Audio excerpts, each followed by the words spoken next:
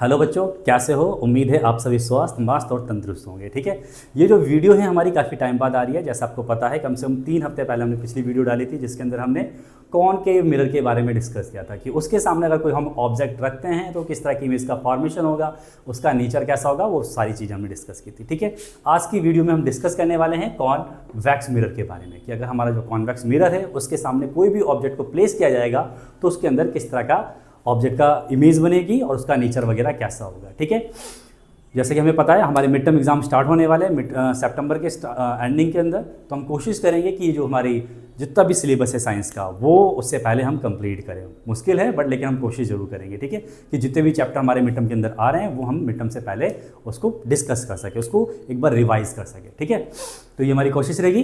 चलो आज हम डिस्कस करते हैं टॉपिक कॉन्वेक्स मिरर के बारे में। कॉन्वेक्स मिरर से आपको याद आ रहा होगा कि एग्जैक्टली में होता क्या है।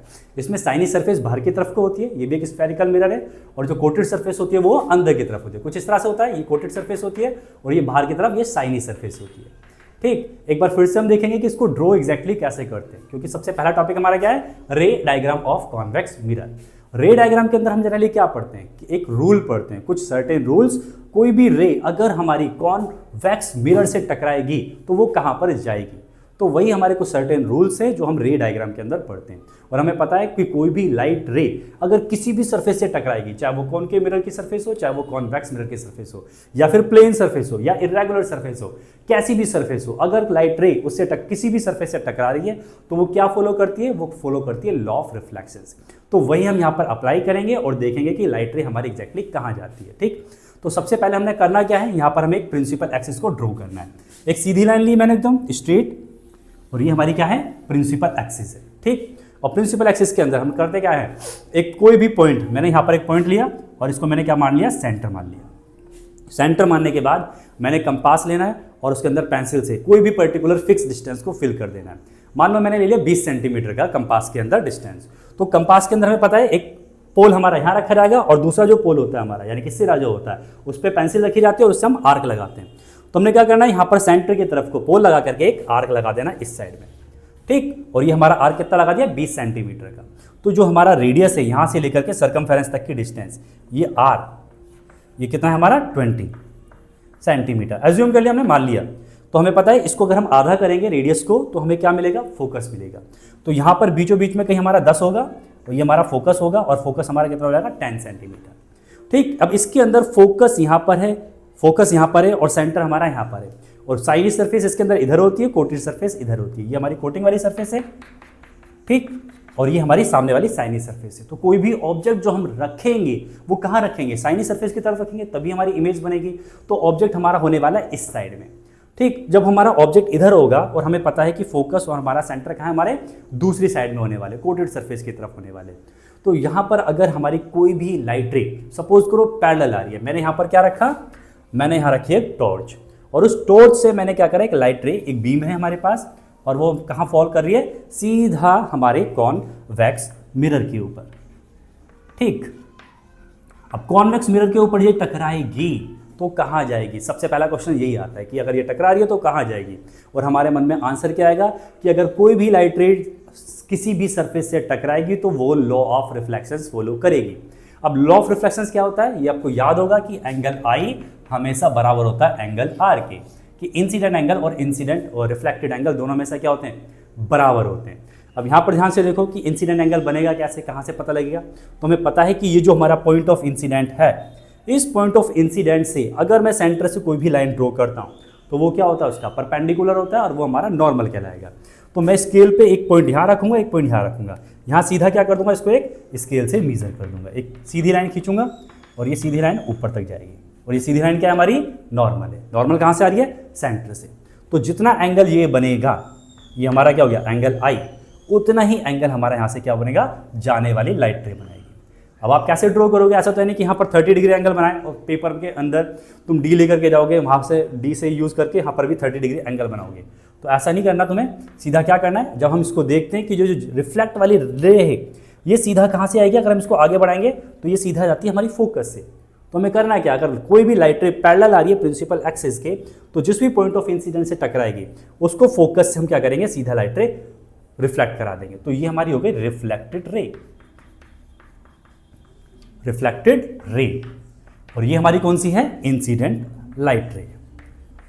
ठीक, तो ये आपको याद रखना है। सेम अगर मैं ये केस उल्टा कर दूं, टॉर्च को मैंने ऊपर रख दिया तो ऊपर से आ रही है, और ये जो लाइट रे थी वो बिल्कुल फॉल कहाँ करनी चाहिए, फोकस के ऊपर। तो क्या होगा, लाइट रे हमारी इन्वर्स हो जाएगी। ये लाइट रे आ रही है, नॉर्मल यही कहलाएगा, और ये हमारी क्या हो जाएगी, रिफ्लेक्टेड हो जाएगी। उसको भी बना के देखते हैं एक बार। अब सपोज करो मैंने यहाँ पर सेम टू सेम ये सेंटर मान लिया मैंने, और यहाँ से मैंने एक आर्क लगा दिया, और ये आर्क लगाया मैंने 20 सेंटीमीटर का। ठीक, ये 20 सेंटीमीटर का लगा दिया मैंने आर्क, और ये हमारा हो गया फोकस, ये हो गया सेंटर। अब मैंने क्या करा, एक लाइट रे को ऊपर रखा है, टॉर्च रखी है, और वो कहाँ पर जा रही है, फोकस की तरफ को जा रही है। इसको हम इरेज कर देते हैं, यहाँ से फोकस की तरफ को आ रही है। ठीक है, अगर ये लाइट नहीं होती तो वो फोकस की तरफ को गिरती। ये हमारा कोटिंग साइड है, और ये हमारी इंसिडेंट लाइट रे आ रही है। तो वही क्वेश्चन है कि ये कहाँ पर जाएगी। तो सेम टू सेम इस पॉइंट पर हमारा पॉइंट ऑफ इंसिडेंट पर नॉर्मल आएगा सेंटर से ड्रॉ होते हुए, और सेंटर से जो ड्रॉ होते हुए आया नॉर्मल, ये हमारा एंगल ऑफ इंसिडेंट हो जाएगा, और ये जाने वाला एंगल होगा वो हमारा ये वाला हो जाएगा आर। ठीक, और हम इसको देखेंगे तो ये हमारी कैसे जाएगी, बिल्कुल पैरेलल जाएगी। तो सेम दोनों केस ऑपोजिट हैं। अगर हमारी लाइट रे पैरेलल आएगी तो फोकस से होते हुए जाएगी, क्योंकि फोकस नीचे, यहाँ पर हमने वर्चुअल लाइन ड्रॉ कर दिया और ऊपर की तरफ गई। अगर हम इंसिडेंट लाइट रे ऊपर की तरफ रखेंगे तो वो क्या करेगी, इस पॉइंट से टकराने के बाद वो पैरेलल की तरफ आएगी, अगर उसकी डायरेक्शन फोकस की तरफ है। ठीक है, आई होप आपको ये समझ में आया होगा। अभी एक दो डायग्राम और लेते हैं, उसमें हम देखते हैं अलग अलग कंडीशंस के अंदर। अब यहाँ पर हम थर्ड केस लेते हैं। थर्ड केस हमने यहाँ पर लिया, सेम टू सेम हमने ड्रॉ कर दी लाइन को, और ये हमारा सेंटर है, और सेंटर से हमने क्या लगा दिया, यहाँ पर आर्क लगा दिया, ये हमारा फोकस हो गया। ठीक है, अब लाइट रे सपोज करो, अब लाइट रे हमने रखी है यहाँ पर, ये टॉर्च है, और लाइट रे का जो डायरेक्शन है वो कहाँ पर है, सेंटर की तरफ पर, बिल्कुल सेंटर पे। ठीक है, एज्यूम कर लो बिल्कुल सीधी लाइन है, और ये कहाँ जा रही है, सेंटर की तरफ को जा रही है। बट लाइट रे यहाँ से आएगी, इस पॉइंट पे टकराएगी, ये हमारा कोटिंग साइड है, तो यानी कि ये क्रॉस तो करेगी नहीं, ये जाएगी इसी साइड में। तो इस पॉइंट ऑफ इंसिडेंट पर, ये जो हमारा पॉइंट है, यहाँ पर नॉर्मल भी सेंटर से ही आएगा, क्योंकि यही हमारा नॉर्मल होता है। तो नॉर्मल भी यही होगा, इंसिडेंट लाइट रे भी यही है, यानी कि इंसिडेंट एंगल 0, जाने वाला एंगल भी 0, तो ये क्या करेगी, बाउंस बैक कर जाएगी। तो अगर कोई लाइट रे हमारी सेंटर से आ रही है, सेंटर की तरफ को आ रही है, तो वो लाइट रे क्या करती है, बाउंस बैक कर जाती है। ठीक है, ये आपको याद रखना है। अगला हम फोर्थ केस देखते हैं कि अगर हमारे पास ये सेंटर ले लिया मैंने, और ये मैंने ले लिया फोकस, कोई लाइट रे यहाँ पर मैंने टॉर्च रखी, और ये लाइट रे कहाँ आ रही है, पोल की तरफ। ये पोल होता है, ठीक, और पोल की तरफ आ रही है। तो पोल पर जाने के बाद हमें पता है कि ये जो पोल है, ये प्रिंसिपल जो एक्सिस है, ये भी क्या है, परपेंडिकुलर है इसके आर्क पर। तो ये हमारा क्या हो जाएगा, एज ए नॉर्मल की तरफ वर्क करेगा। और अगर ये नॉर्मल की तरफ वर्क कर रहा है तो जितना ये एंगल ऑफ इंसिडेंट है उतना ही एंगल ऑफ रिफ्लेक्टेड बनेगा, और ये लाइट रे हमारी इधर की तरफ चली जाएगी। ठीक है, उम्मीद है आपको चारों केस समझ में आए होंगे, कैसे कैसे लाइट रे रिफ्लेक्ट हो रही है। सिंपल हमने एक ही चीज़ फॉलो की है, और वो है लॉ ऑफ रिफ्लेक्शंस। ठीक है, कि एंगल ऑफ इंसिडेंट हमेशा एंगल ऑफ रिफ्लेक्शंस के बराबर होगा। अब हम देखते हैं इसके अंदर इमेज का फॉर्मेशंस कैसे होगा, कि जो अगर हमारी इमेज है, सॉरी कॉन्वेक्स मिरर है, इसके सामने कोई ऑब्जेक्ट रखेंगे तो किस तरह की इमेज का फॉर्मेशंस होगा। चलो वो देखते हैं। हाँ, अब हम डिस्कस करते हैं image formation by the convex mirror. अब कॉन्वेक्स मिरर के सामने ये हमने कॉन्वेक्स मिरर बना दिया, और हमें पता है ये प्रिंसिपल एक्सिस के पीछे हमारा फोकस हो गया और सेंटर हो गया। अब हम क्या करने वाले हैं, हम ऑब्जेक्ट को प्लेस करने वाले इन्फिनिटी, यानी कि बहुत दूर है अभी हमारा ऑब्जेक्ट, बहुत ज़्यादा दूर है। ठीक है, बहुत ज़्यादा डिस्टेंस पर है। अब हम देखेंगे उसकी इमेज किस तरह की फॉर्म होगी।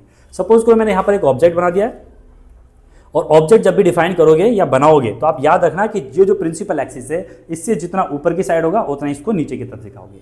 ये ऑब्जेक्ट का हमारा हेड वाला पार्ट हो गया, जिसको हमने ए से दिखा दिया, और ये बॉटम वाला पार्ट हो गया, जिसको मैंने बी से दिखा दिया। ठीक है, ये बी हो गया।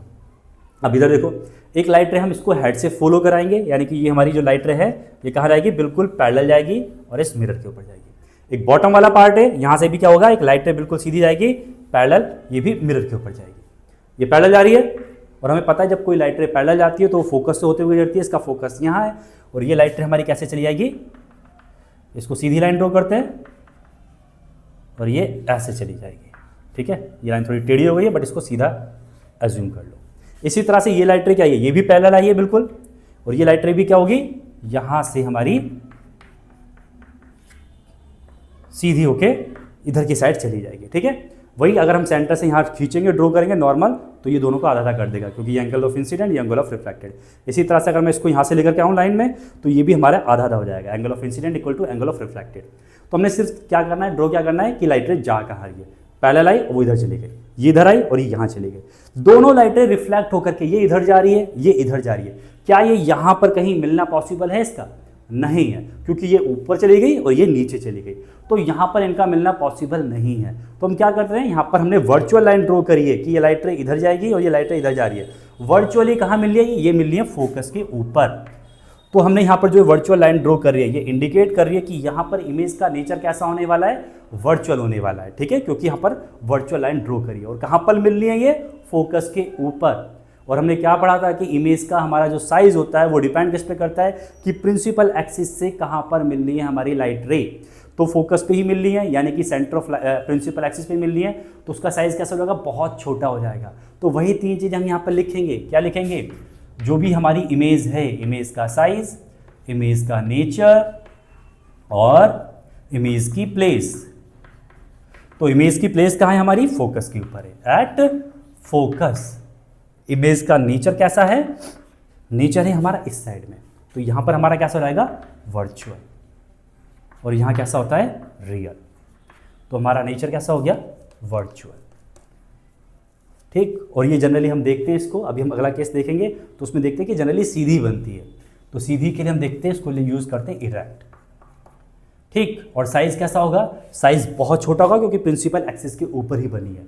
तो वेरी स्मॉल या डायमनाइज्ड लिख देते हैं, वेरी स्मॉल या फिर डायमनाइज्ड। ठीक। उम्मीद है आपको क्लियर हो गया होगा। अब हम देखते हैं थोड़ा सा आगे। अब सपोज करो मैं ऑब्जेक्ट को थोड़ा सा आगे लेकर के आ गया, मैं यहीं पर ड्रॉ कर लेता हूँ। ये सपोज करो प्रिंसिपल एक्सिस हो गई, ये हमारा फर्स्ट केस हो गया, ठीक है, जो हमारा ऑब्जेक्ट इन्फिनिटी पर है। ये हमने सेकंड केस डिस्कस करना है। ये हमारा सेंटर और ये हमारा फोकस। ठीक। ये हमारी लाइट रे हो गई।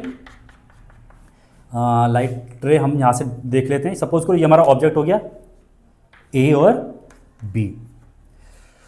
हमने ऑब्जेक्ट को क्या करा? इन्फिनिटी से थोड़ा सा पास लेकर के आ गए हम, किसके? मिरर के सामने। ठीक।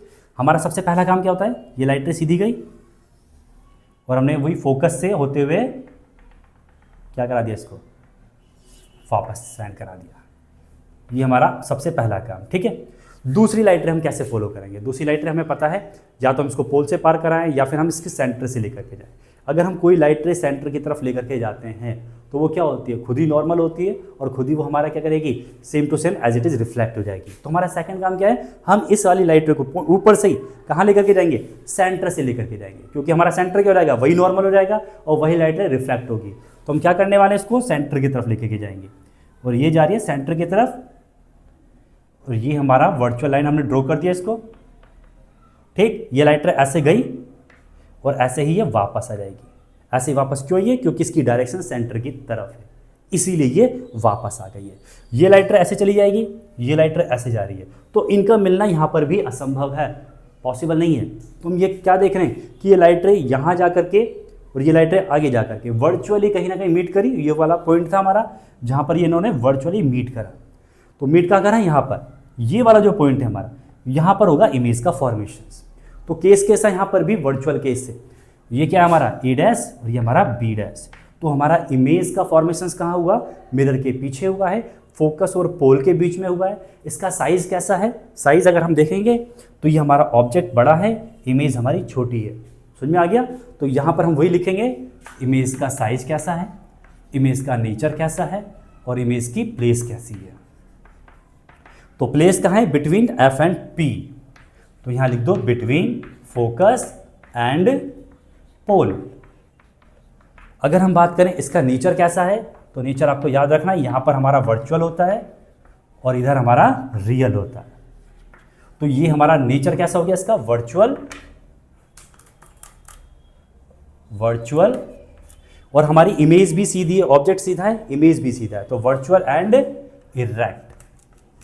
ठीक। अगर हम साइज की बात करें तो साइज हमारा कैसा है? ऑब्जेक्ट के कंपेयर में छोटा है, तो स्मॉल लिख दो यहां पर। ठीक। इसी तरह से अगर हम इस ऑब्जेक्ट को थोड़ा सा और पास लेकर के आएंगे तो थोड़ी सी बड़ी बन जाएगी, लेकिन ऑब्जेक्ट से छोटी ही रहेगी। कितना भी हम इसको पास ले जाएंगे हमेशा यही बनेगी। तो सारे कंडीशंस के अंदर ऑब्जेक्ट से कितनी भी दूर हो, कितनी भी पास हो हमारा ऑब्जेक्ट, हमेशा उसका नेचर कैसा रहेगा, उसका वर्चुअल और इरेक्ट रहेगा, हमेशा सीधी बनेगी और वो वर्चुअल होगी। स्मॉल साइज होगा उसका और हमारा पैसा प्लेस होगा उसका फोकस और पोल के बीच में। ठीक है, एक चम्मच लेना और चम्मच को उल्टी तरफ से दिख लेना, एकदम शाइनी सरफेस वाला होना चाहिए। और जब उसको उल्टा घुमा करके देखोगे तो उसमें जो तुम्हारी इमेज बनेगी वो हमेशा कैसी बनती है, छोटी बनती है और सीधी बनती है, क्योंकि वो कौन सा मिरर की तरह वर्क कर रहा है, वो हमारा वर्क कर रहा है कॉन्वेक्स मिरर की तरह वर्क कर रहा है।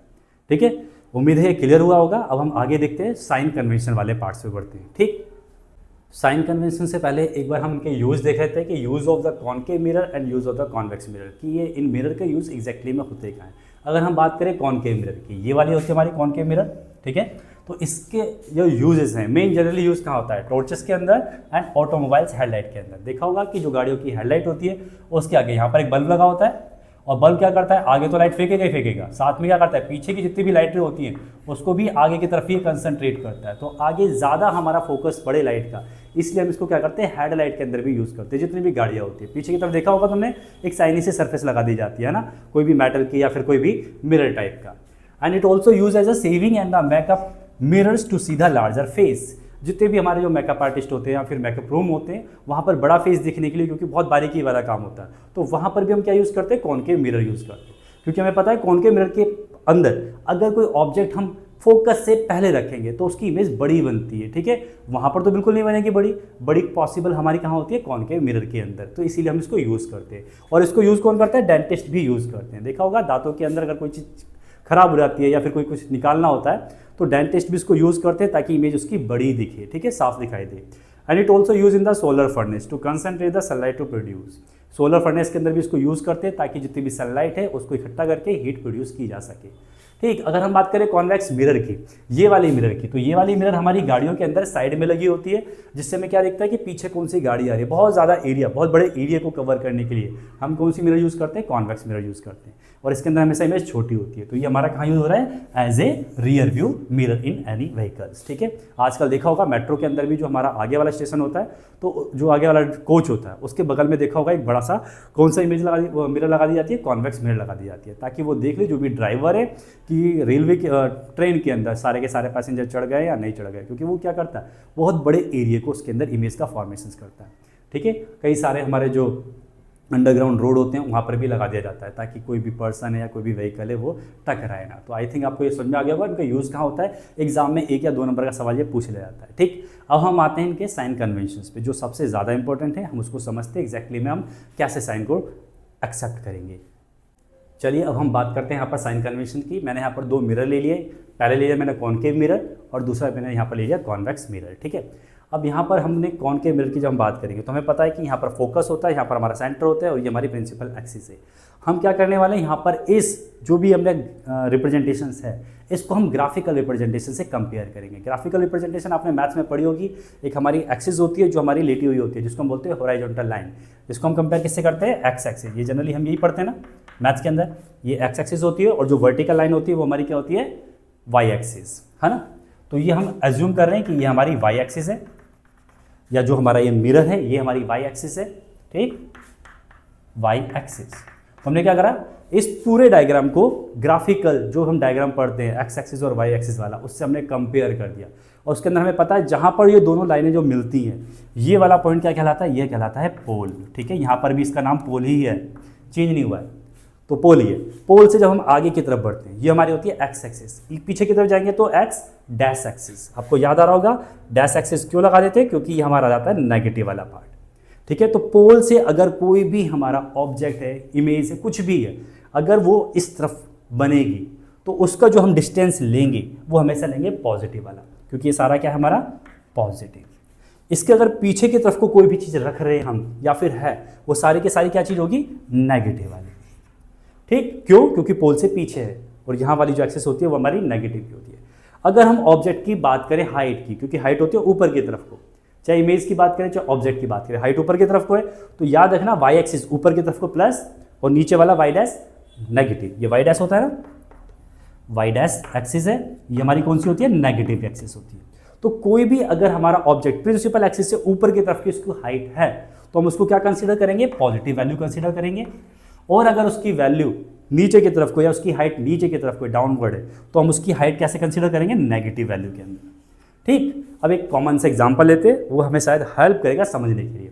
मैंने यहां पर लिया कोई ऑब्जेक्ट सी के ऊपर, ऑब्जेक्ट कहां रखा है मैंने, सी के ऊपर। तो ये जो ऑब्जेक्ट है हमारा ए और बी,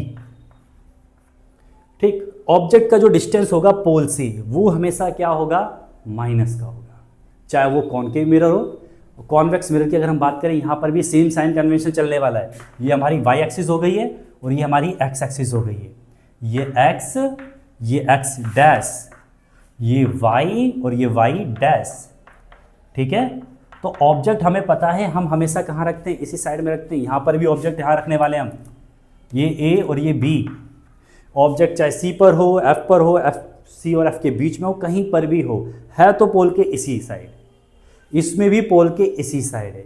तो ऑब्जेक्ट का जो डिस्टेंस होगा, यहाँ पर हम लिखते हैं distance of object, distance of object, ठीक।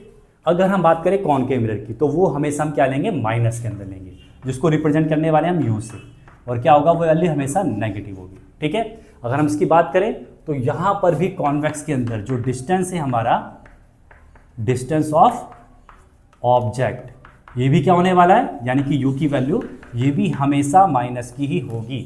आपको क्वेश्चन के अंदर ये नहीं दे रखा होगा कि एक बस है या कोई भी एक गाड़ी है या कोई भी ऑब्जेक्ट है मिरर से 10 सेंटीमीटर या 10 मीटर की दूरी पर खड़ा है, आपको वहाँ नहीं दे रखा होगा नेगेटिव, बट आपको कंसीडर करना है कि अगर उसकी दूरी 10 मीटर है ऑब्जेक्ट की, तो वो मैं यहाँ लिखूंगा माइनस के 10, ठीक है। अभी हम क्वेश्चन करेंगे तो उसके अंदर देखेंगे, तो जो भी डिस्टेंस दे रखा होगा ऑब्जेक्ट का, हमेशा हम माइनस के अंदर वैल्यू लेंगे, क्योंकि वो हमारा सामने की तरफ होगा, कॉनकेव के अंदर भी और कॉन्वेक्स के अंदर भी। सेकेंड चीज़ आती है यहाँ पर हमारी इसकी हाइट की। हाइट तो बाद में देखते हैं, डिस्टेंस की। सपोज करो हमारा इमेज का फॉर्मेशन हुआ है पीछे की तरफ को, ठीक है, तो हम इसकी वैल्यू क्या लेंगे, पॉजिटिव में कंसीडर लेंगे। यहाँ पर बात करें, अगर मान लो इधर की तरफ बन रहा है तो भी हम उसको पॉजिटिव लेंगे, इधर की तरफ बनेगा तो हमारा नेगेटिव होगा। सेम टू सेम यहाँ पर भी, अगर हमारा इमेज यहाँ बनेगी तो नेगेटिव, इधर बनेगी तो पॉजिटिव। तो इमेज का फॉर्मेशन डिपेंड करेगा कि कहाँ पर बन रही है, तो वो हमारा पॉजिटिव भी हो सकता है और वो नेगेटिव भी हो सकता है, तो उसके बारे में कोई फिक्स नहीं बोल सकते, ठीक है। अब हम बात करते हैं फोकस की। अब इसके अंदर जो हमारा फोकस है वो कहाँ है, यहाँ पर है। तो यहाँ पर जो हमारी फोकल लेंथ होगी, फोकल लेंथ, जिसको हम किससे दिखाते हैं, एफ से, ये भी हमेशा क्या होगी, माइनस की होगी, क्योंकि ये भी पोल के पीछे आ रही है। तो फोकल लेंथ जो हमारी किसकी, कॉनकेव मिरर की है, वो क्या लेने वाले हम, हमेशा माइनस की लेंगे। आपको क्वेश्चंस के अंदर दे रखा होगा कि हमने 20 सेंटीमीटर फोकल लेंथ वाला एक कॉनकेव मिरर लिया है और उसके सामने कोई ऑब्जेक्ट रखा हुआ है इतनी दूरी पर, तो आपको याद रखना है ऑब्जेक्ट की दूरी भी माइनस की हो गई और इसकी फोकल लेंथ भी माइनस की हो गई। अगर हम इस वाले की बात करें कॉन्वेक्स मिरर की, तो कॉन्वेक्स मिरर की जो फोकल लेंथ होगी वो हमारी क्या होगी, पॉजिटिव की होगी, क्योंकि इसकी फोकल लेंथ कहाँ है, राइट साइड में, पोल के सामने। तो इसके अंदर जो हमारी फोकल लेंथ होने वाली है, फोकल लेंथ, वो कैसी होगी, पॉजिटिव की होगी। ये याद रखनी है आपको, ठीक है। उम्मीद है समझ में आ रहा होगा। और जो भी हमारा ऑब्जेक्ट की ये जो हाइट है, एच मैंने दिखा दिया, ऑब्जेक्ट की हाइट हमेशा प्रिंसिपल से ऊपर की तरफ लेते हैं हम, तो ये हमेशा एच क्या होने वाला है, हमेशा पॉजिटिव ही होने वाला है, चाहे हमारा कॉनकेव मिरर हो चाहे फिर वो हमारा कॉन्वेक्स मिरर हो। ये भी हमारा एच है, ठीक है, तो ये भी हमेशा हाइट जो इसकी है वो हमेशा पॉजिटिव होगी। कई केस में तुमने देखा होगा कि जो हमारी इमेज बनती है वो नीचे की तरफ को बनती है। ये सपोज करो इमेज बन रही है, तो इस कंडीशंस के अंदर जो इमेज की हाइट होगी वो हमारी क्या जा रही है, नेगेटिव के अंदर जा रही है, एच डैश जा रही है। तो इस कंडीशंस के अंदर हमारी क्या रहेगी, नेगेटिव वैल्यू रहेगी उसकी एच की। और अगर हम वहाँ पर हम देखते हैं जनरली जो हमारा इमेज बनता है वो ऊपर की तरफ बनता है, ऊपर की तरफ बनेगा तो हमारा पॉजिटिव। तो हाइट के बारे में भी एक्जैक्टली नहीं कह पाएंगे, बस हमें इतना पता है कि ऑब्जेक्ट की हाइट हमेशा पॉजिटिव लेनी है। इमेज की कैसी होगी वो उस पर डिपेंड करेगा कि किस तरह का इमेज का फॉर्मेशन हो रहा है, ठीक है। तो दो चीज़ें यहाँ पर कन्फर्म ने सीखी। एक हमने सीखा यू हमेशा नेगेटिव लेना है चाहे कोई सा भी मिरर हो। सेकेंड हमने क्या देखा, फोकल लेंथ। फोकल लेंथ हमेशा इसकी नेगेटिव होगी और इसकी पॉजिटिव होगी, ठीक है। उम्मीद है ये दो चीज़ें आपको याद होंगी, क्लियर रहेंगी, ठीक। अब इन्हीं पर हम एक फॉर्मूला पढ़ते हैं जिसकी जो डेरिवेशन है वो आपको 11th-12th क्लास के अंदर मिलेगी कि डेरिवेशन में एक्जैक्टली हम कैसे फाइंड आउट करते हैं। बट एक मिरर फॉर्मूला होता है जो आपको याद रखना है, 1/v plus 1/u equal to 1/f। ये रिलेशन है तीन चीज़ का। तो यहाँ पर 1/v हमारा क्या है, यहाँ पर तो यहाँ लिख सकते हैं v हमारा है distance of object, distance of object from, sorry v हमारा डिस्टेंस ऑफ ऑब्जेक्ट नहीं, डिस्टेंस ऑफ इमेज है। किसका ये? डिस्टेंस ऑफ इमेज, ठीक है, फ्रॉम पोल। अगर हम बात करें u की, तो ये क्या है हमारा u, यहां लिख दो u is distance of object, distance of object from pole, ठीक। और f क्या है हमारा? फोकल लेंथ है। तो तीनों का रिलेशंस क्या होता है? 1/v plus 1/u equal to 1/f के बराबर होता है। तो ये आपको फॉर्मूला याद रखना है। इसी से रिलेटेड हम कुछ क्वेश्चंस करेंगे और इसका नाम होता है मिरर फॉर्मूला। क्या नाम होता है इसका? मिरर फॉर्मूला, ठीक है। कुछ क्वेश्चन लेते हैं इससे, एक दो, फिर आपको समझ में आ जाएगा कि हम एग्जैक्टली में करने क्या वाले हैं। पेपर में भी क्वेश्चन ही पूछा जाएगा, ठीक है। अच्छा, यहाँ पर एक छोटा सा टॉपिक और था जो हम डिस्कस करेंगे यहाँ पर, मैग्निफिकेशंस, ठीक है। सवाल थोड़ा रुक के करते हैं, पहले हम इसको भी देख लेते हैं, उसके बाद हम देखेंगे 2-4 न्यूमेरिकल, ठीक। मैग्निफिकेशंस होता है क्या? मैग्निफिकेशंस का मीनिंग होता है जब हम किसी भी चीज़ को कंपेयर करते हैं, कोई दो ऑब्जेक्ट दे रखे हैं, कोई भी दो चीज़ें दे रखी है, और अगर हम उनको कंपेयर करें कि कौन सी चीज़ छोटी है, कौन सी चीज़ बड़ी है, तो वही कहलाता है हमारा मैग्निफिकेशन। कि कोई भी चीज़ बड़ी है तो कितनी बड़ी है? 2 गुना बड़ी है, 3 गुना बड़ी है, या छोटी है तो कितना गुना छोटी है वो, तो वही कहलाता है हमारा मैग्निफिकेशन। कंपेरिजन है कि अगर हमारा ऑब्जेक्ट कोई पर्टिकुलर दे रखा है 2 सेंटीमीटर का, 10 सेंटीमीटर का, तो उसकी जो इमेज बन रही है वो कितनी बड़ी बन रही है, कितनी छोटी बन रही है, तो वही हम क्या निकालेंगे यहाँ पर? मैग्निफिकेशन निकालेंगे, जिसको हम इंडिकेट करेंगे स्मॉल m से। और मैग्निफिकेशंस एग्जैक्टली हम कैसे निकालते हैं? दोनों का कंपैरिजन होता है। या तो हम हाइट से निकालेंगे कि यहाँ पर हमारी आ जाएगी हाइट किसकी? इमेज की, क्योंकि कंपेयर किसको कर रहे हैं हम? इमेज को तो कंपेयर कर रहे हैं। इमेज छोटी बन रही है, बड़ी बन रही है, जितने भी हमने रे डायग्राम पढ़े सब में क्या देखा हमने? इमेज का फॉर्मेशन देखा कि इमेज कैसी बन रही है। तो हम इमेज से कंपेयर करेंगे। किसको कंपेयर कर रहे हैं? ऑब्जेक्ट को कंपेयर कर रहे हैं। तो यहाँ पर हाइट आ जाएगी किसकी? ऑब्जेक्ट की आ जाएगी। तो हमने क्या देखा यहाँ पर कि जो मैग्निफिकेशन है वो क्या है हमारा? HI/HO। अब सपोज करो यहाँ पर m की वैल्यू आ रही है 1 से बड़ी, m की वैल्यू आ गई सपोज करो 1.2, m बराबर टू 1.2 या 1.5 आ गई सपोज कर लो, ठीक है। तो इसका मीनिंग क्या हुआ? यहाँ पर क्या हुआ? 1.5 यानी कि 1.5 वैल्यू आ रही है, और जो हमारी इमेज है, अब ध्यान रखना 1 से बड़ी वैल्यू, इसका मतलब क्या हुआ कि इमेज की हाइट ज़्यादा है ऑब्जेक्ट की हाइट से। यही होगा, ये वाली वैल्यू बड़ी होगी, ये वाली वैल्यू छोटी होगी, तभी हमारी 1 से वैल्यू ग्रेटर आएगी। तो मतलब अगर m की वैल्यू 1 से बड़ी आ रही है, इसका मतलब हमारा इमेज बड़ी है और ऑब्जेक्ट हमारा छोटा है। अगर हमारी m की वैल्यू 1 से लेस आ रही है, छोटी आ रही है, 0.5 आ रही है, 0.3 आ रही है, इसका मतलब क्या हुआ कि ऊपर वाली वैल्यू छोटी है, नीचे वाली वैल्यू बड़ी है। तो अगर m की वैल्यू 1 से लेस है, इसका मतलब क्या होगा कि हमारा ऑब्जेक्ट का साइज बड़ा है और हमारी इमेज का साइज छोटा है। तो m की वैल्यू अगर 1 से छोटी है तो हम बोलेंगे इमेज छोटी है, m की वैल्यू 1 से बड़ी है तो हम बोलेंगे इमेज बड़ी है, ठीक है। कितनी बड़ी है? अगर 1.5 आ रही है तो हम बोलेंगे कि 1.5 मल्टीपल है, यानी कि 1.5 गुना है। अगर m की वैल्यू 2 आ रही है तो हम बोलेंगे कि इमेज क्या है हमारी? ऑब्जेक्ट से 2 गुनी है। अगर m की वैल्यू हमारी कितनी आ रही है? 0.5 आ रही है, तो इसका मतलब इमेज हमारी आधी है ऑब्जेक्ट से। तो m हमारा क्या डिफाइन कर रहा है? m हमारा डिफाइन कर रहा है इमेज का साइज कैसा है। हमने क्या बोला?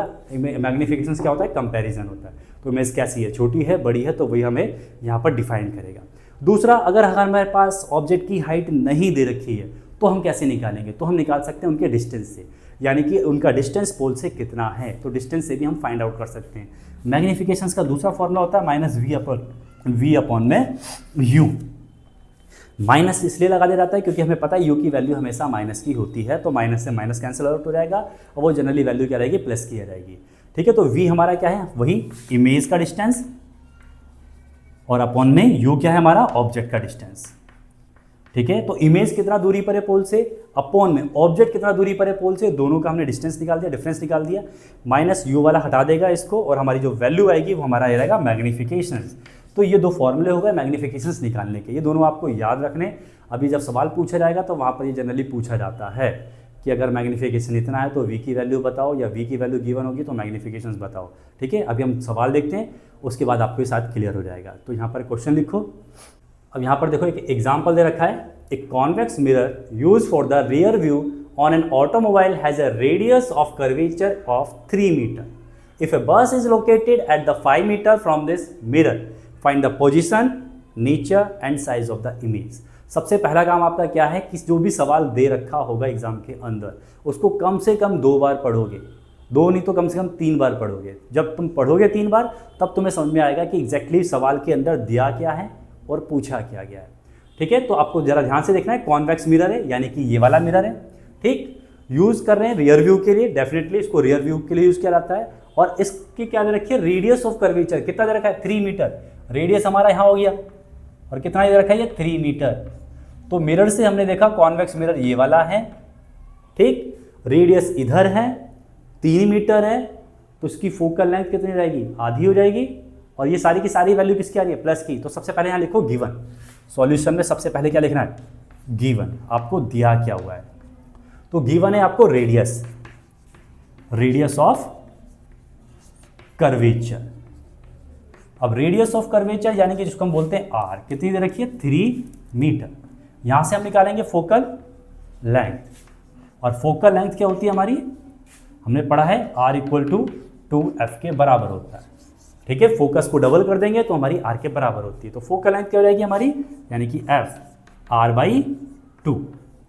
R हमारी 3 मीटर है, अपॉन में 2 कर दिया, तो फोकल लेंथ कितनी आ गई हमारी, 1.5। अब जरा ध्यान से देखो, फोकल लेंथ प्लस की आएगी माइनस की आएगी, मिरर ये वाला, फोकल लेंथ भी यही होगी। जब रेडियस यहाँ है तो ये वाली वैल्यू किसकी आएगी, ये भी आएगी पॉजिटिव की। तो यहाँ पर इंडिकेट करना या मत करना, लेकिन याद रखना ये वैल्यू प्लस की है, 1.5। अब आगे देखो, इफ ए बस क्या हो गया, ऑब्जेक्ट हो गया, इज लोकेटेड एट 5 मीटर, मतलब बस का डिस्टेंस कितना दे रखा है, 5 मीटर। किसका डिस्टेंस है ये, ऑब्जेक्ट का। तो यहां लिखो डिस्टेंस ऑफ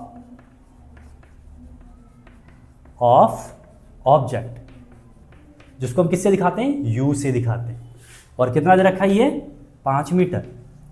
अब जरा ध्यान से देखो, कोई भी ऑब्जेक्ट है, 5 मीटर है, 10 मीटर कितना भी है, ऑब्जेक्ट की वैल्यू हमेशा क्या लेनी है, नेगेटिव की लेनी है। ठीक है, वो मिरर पे डिपेंड नहीं करेगा कौन सा मिरर है, क्योंकि ऑब्जेक्ट हमेशा यहीं रखने वाला है, यही रखा जाएगा यहाँ पर, चाहे कॉनकेव हो चाहे कॉन्वेक्स हो। और इधर की पीछे की साइड में जो भी वैल्यू है वो सारी नेगेटिव। तो यहाँ पर हमें यू की वैल्यू क्या मिलने वाली है, -5 मीटर। ये सवाल में दी नहीं होगी, खुद से याद रखनी है। फोकस प्लस के 1.5, यू -5 मीटर। अब आ जाओ, क्या पूछा है, फाइंड द पोजीशन, यानी कि अब v कहाँ है, इमेज कहाँ बन रही है। तो हमसे पूछा क्या है, v की वैल्यू पूछी है। अब पूछा उसका नेचर कैसा होगा, रियल होगा, वर्चुअल होगा, सीधी होगी, उल्टी होगी, और उसका साइज कैसा होगा। यानी कि यहाँ पर बात किसकी आ गई, मैग्निफिकेशन की। मैग्निफिकेशन ही हमें बताएगा कि उसका साइज कैसा है। तो चलो सबसे पहले हम क्या निकालते हैं, v निकालते हैं। और v कैसे निकलेगा, हमें पता है, बाय यूजिंग मिरर फॉर्मूला। हम क्या यूज करेंगे यहाँ पर, मिरर फॉर्मूला। और मिरर फॉर्मूला क्या होता है, 1/v + 1/u = 1/f। हमें निकालना है v निकालना है, तो इसको अकेला कर दिया, 1/u, ये चला गया इधर, क्या आ गया वैल्यू यहाँ पर, यही लिख दो, 1/v = 1/f। और ये प्लस का था 1/u, इधर आकर के माइनस का 1/u। ठीक, अब इधर देखो, फिर से यहाँ कर देते हैं, 1/v = 1/f, यानी कि 1/1.5 माइनस 1/u कितना है, -5। तो ये -5, ये u की वैल्यू -5, ये माइनस फॉर्मूले वाला आ गया। अब इसको सॉल्व करो, ये 1/v = 1/1.5 है, पॉइंट हटा दिया हमने, यहाँ पर 0 आ गया, 10 बट्टे में कितना आ गया, 15 आ गया। इसको सॉल्व करेंगे, 2/3। ठीक, ये समझ में आ गया होगा, पॉइंट मैंने हटाया, यहाँ पर 15 रह गया, यहाँ पर आ गया 10, 10/15, 2 बार में गया या 3 बार में गया, 2/3 आ गया, माइनस माइनस ये हो गया प्लस, ये कितना है, 1/5। अब इसको सॉल्व करो, यहीं पे सॉल्व कर देते हैं, 1/v सेम रहेगा, और यहाँ हो गया, इन दोनों के मल्टीप्लाई कर दो, क्योंकि एलसीएम तो ये लेते हैं, 5 या 15, और इसकी इससे मल्टीप्लाई करी 10, इसकी इससे मल्टीप्लाई करी 3, ये आ गया 13/15। ठीक, और ये वैल्यू किसकी है, 1/v की, क्रॉस मल्टीप्लाई करेंगे, ये वैल्यू उल्टी कर दी, ये वैल्यू भी उल्टी हो जाएगी। तो v की वैल्यू कितनी आई, 15/13। तो यहाँ पर v की वैल्यू कितनी आई है, 15/13। जब इसको डिवाइड करेंगे वैल्यू आएगी 1.2 बचे 1.1 समथिंग आएगी। ठीक है, 1.1 मीटर मैंने लिख दिया यहाँ पर। अब ज़रा ध्यान से देखो, v की वैल्यू क्या आई है, +1.1 मीटर। यानी कि हमारी जो इमेज बनेगी वो इधर बनेगी, इधर बनेगी, प्लस यानी कि इधर बनने वाली इमेज। समझ में आ गया? तो जो अगर इमेज इधर बन रही है तो हमारा जो इमेज का नेचर होगा कैसा होगा, रियल होगा, वर्चुअल होगा। याद रखनी है, अगर कोई भी इमेज कैसा भी हो, मिरर मैटर नहीं करता, अगर पीछे की तरफ बन रही है तो कहानी कैसी होगी हमारी, वर्चुअल। ठीक है, याद रखना, अगर v की वैल्यू पॉजिटिव आ रही है इसका मतलब इमेज के पीछे की तरफ बन रही है, इसका मतलब नेचर कैसा हो गया उसका, वर्चुअल हो गया। ठीक है, ये याद रखना। तो अब यहां पर देखो जरा, फाइंड द पोजीशन। पोजीशन कितनी हो गई, 1.1 मीटर, और कहां बनी है, मिरर के पीछे। तो यहां लिख दो बिहाइंड मिरर, बिहाइंड मिरर। अब आ जाओ सेकंड पर, नेचर पूछा है। नेचर यहां लिख देते हैं हम, नेचर कैसा है इसका, इस साइड यानी कि वर्चुअल, वर्चुअल। ठीक है, वर्चुअल है और कैसी होगी वो, इरेक्ट होगी। वर्चुअल है तो यानी कि इरेक्ट होगी, सीधी होगी, वर्चुअल एंड इरेक्ट। अब हम बात करते हैं उसके साइज की, साइज कैसा है। तो साइज के लिए हम क्या निकालेंगे यहाँ पर, मैग्निफिकेशन। एम की वैल्यू क्या होती है, HI/HO। अब हमें यहाँ तो h दे ही नहीं, हाइट तो दे ही नहीं है, ना तो इमेज की दे रखी है ना ही हाइट ऑब्जेक्ट की दे रखी, तो हम लगाएंगे दूसरा फॉर्मूला -V/u। अब v कितना है, v हमने निकाला 1.1 के अराउंड। ठीक, माइनस का साइन ये रहा, u कितना था हमारा, -5, माइनस से माइनस कैंसिल आउट हो गया, बचा अपॉन में 5, 1.1 अपॉन में 5। इसकी अगर वैल्यू निकालोगे तो ये कितना आएगा, 0.5 दूनी 10, 2 के समथिंग आएगा, 0.2 के समथिंग हमारा आया मैग्निफिकेशन। तो कितना हो गया हमारा साइज, कितना हो गया, 0.2 टाइम्स हमारी इमेज बनेगी, यानी कि बहुत छोटी बनेगी, 5 टाइम्स हमारी स्मॉलर होगी एज कंपेयर द ऑब्जेक्ट। ठीक है, उम्मीद है आपको ये समझ में आ गया होगा। तो हमने यहाँ 3 चीज़ें निकाली, इसकी position 1.1 metre behind the mirror, इसका नेचर, नेचर कैसा है हमारा, virtual and erect. And third हमने फाइंड किया इसका साइज। अब साइज कैसा है इसका, मैग्निफिकेशन आया 0.2, तो 0.2 times of the object, object के 0.2 टाइम्स इसकी इमेज बनेगी। ठीक है, उम्मीद है आपको क्लियर हुआ होगा। एक वीडियो बनाएंगे जिस पर हम बहुत सारे न्यूमेरिकल करेंगे जो प्रीवियसली ईयर के अंदर पूछे गए हैं बोर्ड के अंदर और अलग अलग बोर्ड के अंदर। ठीक है, उन सबको हम कंबाइनली करेंगे इसी चैप्टर से रिलेटेड, उसके हम एक सेपरेटली वीडियो बनाएंगे। अब